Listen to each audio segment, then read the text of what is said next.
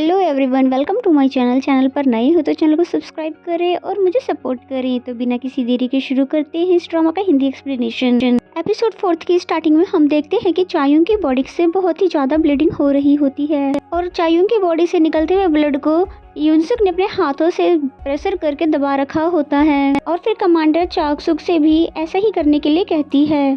तो फिर यांगसुक की बातें सुनते ही फौरन से चांग युंग भी ऐसा ही करने लग जाता है। इसके बाद युनसुक फिर सोल्जर से कहती है कि सराय जाकर उसका सारा ऑपरेशन वाले टूल्स लेकर आ जाएं। इसकी बातें सुनते ही वाओ तुरंत से उसका मेडिकल टूल्स लाने के लिए निकल पड़ता है और वही एडवाइजर चो एल सुल कमांडर चांगसुक से कहते हैं कि तुम मेरे ऑर्डर को फॉलो करो और तुरंत ही डिवाइन डॉक्टर को लेकर मेरे साथ पैलेस चलो। जिस पे कमांडर चांगसुक कहते हैं कि क्योंकि मुझे डिवाइन डॉक्टर ने इस जगह को दबाकर रखने का ऑर्डर दिया है, इसलिए मैं उनका ऑर्डर फॉलो करूंगा और मैं यहाँ से नहीं जाऊंगा। और उसकी बातें सुनकर चो एल सुन तो बिल्कुल ही हक्का बक्का सा रह जाता है। नेक्स्ट सीन में बाओ को दिखाते हैं जो कि सराय पहुंच चुका है मेडिकल टूल्स लेने के लिए और वहाँ पर किंग, क्वीन और डॉक्टर चैंग भी होते हैं, जिन्हें बाओ बताता है कि मैं यहाँ पर मेडिकल टूल्स लेने के लिए आया हुआ हूँ क्योंकि मुझे डिवाइन डॉक्टर ने इन्हें लाने के लिए कहा है।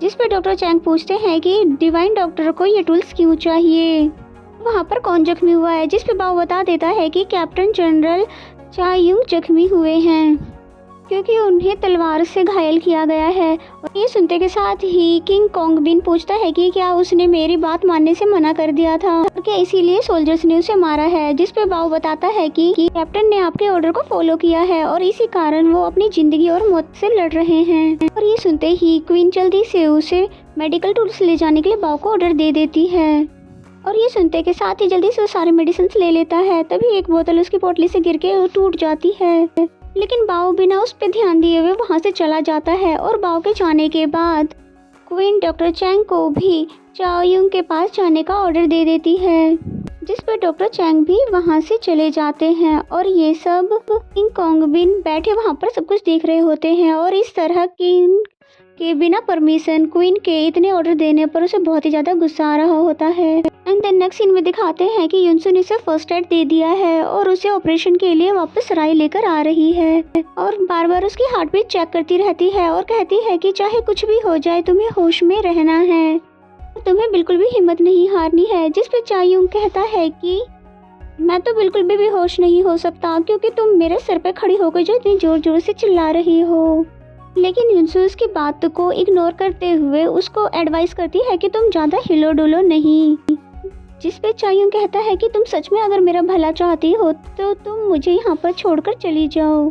जिस पे युनसु कहती है कि मैं तुम्हारा इलाज करके मैं तुम्हारी जान बचाऊंगी और अगर फिर तुम्हारा मन सुसाइड करने का हो तो तुम शौक से सुसाइड कर लेना, लेकिन तुम अभी नहीं मर सकते। और ये सुनकर तो चायुंग सच में बेहोश हो जाता है और फिर सभी सराय में पहुंच जाते हैं जहां पर युनसु की सर्जरी करने की तैयारी कर रही होती है डॉक्टर चैंग के साथ। तभी उसे मेडिसिन की पोटली में एंटीबायोटिक बोतल नहीं मिल रही होती है और फिर युनसु उससे पूछती है कि इसमें एक छोटी सी बोतल थी वो कहाँ गई है। जिस पे बाओ को याद आता है कि जब निकलते समय उससे एक बोतल टूट गई थी गिर के। और जैसे ही उसे ये बात याद आती है तो वो परेशान हो जाता है और फिर युनसु को बता देता है और फिर युनसु सभी को बाहर जाने के लिए कहती है, जिस पे सभी सोल्जर वहाँ से बाहर चले जाते हैं।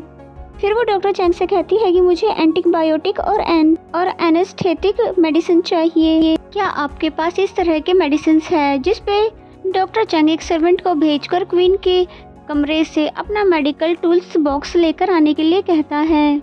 उसके बाद वो सर्वेंट क्वीन के कमरे से जाकर मेडिकल बॉक्स लेकर जाने की परमिशन मांगता है तो फिर क्वीन उसे फौरन से उसे ले जाने की परमिशन दे देती है। जिसे ऐसा करता देखकर किंग कोंगबिन बहुत ही ज्यादा भड़क उठता है और फिर उस सर्वेंट के जाने के बाद वो क्वीन से कहते हैं कि तुम मेरी बात को ध्यान से सुनो क्योंकि मैं दोबारा नहीं कहूँगा और आज के बाद तुम मेरी परमिशन के बिना ना ही कुछ कहोगी और ना ही कुछ करोगी।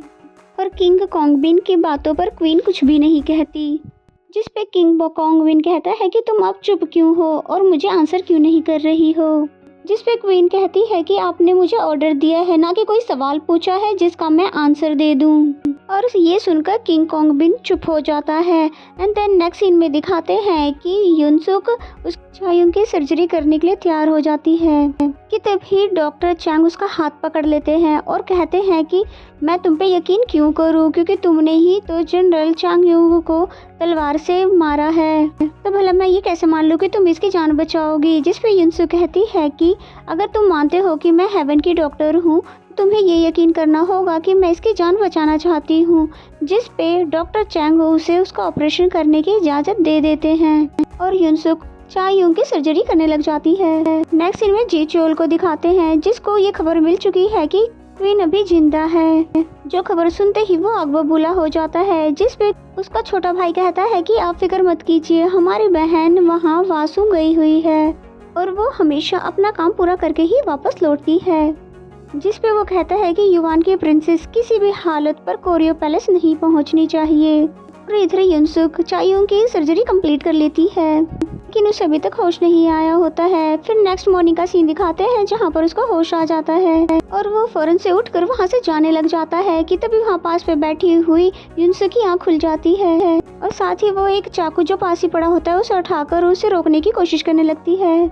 जिस पे चायुंग कहता है कि आखिर तुम करना क्या चाहती हो, पहले तो तुमने मुझे खुद ही तलवार मारा, उसके बाद फिर पूरी रात जगकर मेरा ऑपरेशन किया और मेरी जान बचा ली, अब फिर तुम मुझे एक चाकू से मारना चाह रही हो, तुम करना क्या चाहती हो। लेकिन युनसु से कुछ नहीं कहती कि तभी वहाँ पर बाओ आ जाता है और चायुंग को होश में आता देखकर बहुत ज्यादा खुश हो गया था। और फिर चायुंग पूछता है कि मैं कितनी देर तक बेहोश था। जिस पे बाओ बताता है कि पूरे 1 दिन। तो फिर चायुंग पूछता है क्या किंग पैलेस जाने के लिए निकल चुके हैं। जिस पे बाओ बताता है कि किंग अभी यहीं पर मौजूद है और उन्होंने कहा था कि जब आप होश में आ जाएंगे तो आपको साथ लेकर ही पैलेस निकलेंगे। और ये सुनते ही चायुंग लड़खड़ाते हुए अपने सोल्जर्स के पास आता है और शिप अरेंज करने के लिए ऑर्डर दे देता है। जिस पे युनसु पीछे से आते हुए उसे चलने फिरने से मना करने लगती है और उसे रेस्ट करने के लिए कहती है कि तभी चायुंग को चक्कर आ जाता है और युनसु के कंधे पे गिर जाता है और कहता है कि अगर हम जल्द से जल्द यहाँ से नहीं निकले तो हम सभी मारे जाएंगे और मैं इस हाल में उनका मुकाबला नहीं कर सकता।